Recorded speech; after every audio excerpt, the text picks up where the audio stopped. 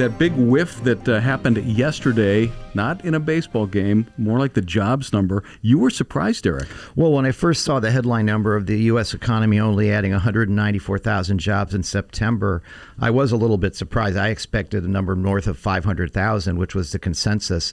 And it really was a surprising number in many ways. There were some revisions to the data, but clearly the U.S. economy is starting to slow a little bit. And it really remains to be seen when many of these workers that have lost their jobs are going to get back in the workforce. You've talked about economists before, and sometimes those big misses. How did that happen?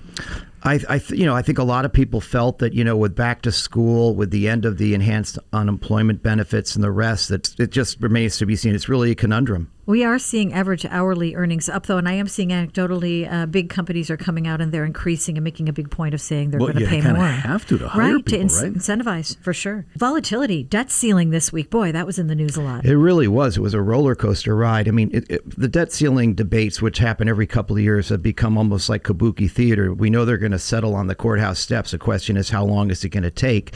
And in this case, it took quite a while. In fact, Janet Yellen said it would be catastrophic if we were to default on our debt, at least in the short run.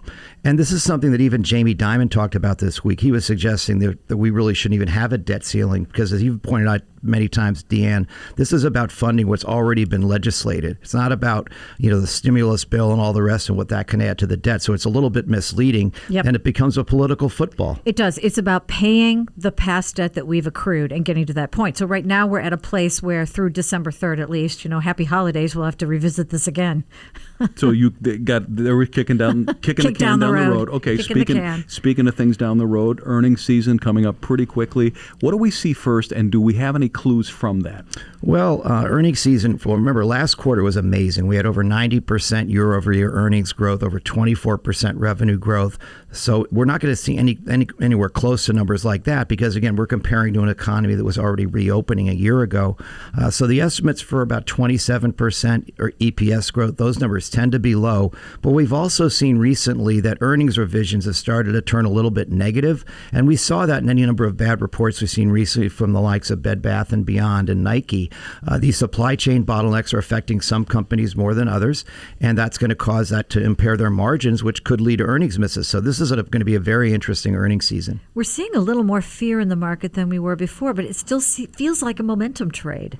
Well, there's a momentum trade, and there have probably been 3 or 4 momentum trades this year. The momentum trade that's going on right now is oil, for the first time since 2014, hit $80 on Friday. So the oil stocks are on fire, and they are a very small weighting in the S&P 500. So while the S&P 500 was up 1% this week, the oil stocks are up almost 10%.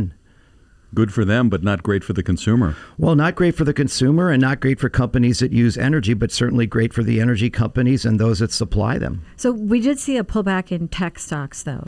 We have seen a pullback in tech, and this is something you'd expect. We've talked about the duration of the earnings streams for technology companies, particularly the faster growing ones. And when interest rates go up, as the 10-year has recently to 1.6, that's going to put a little bit of a downward pressure on earnings multiples. At the same time, many of these companies really did quite well during the pandemic. So on a year-over-year basis, they're facing very tough comparisons.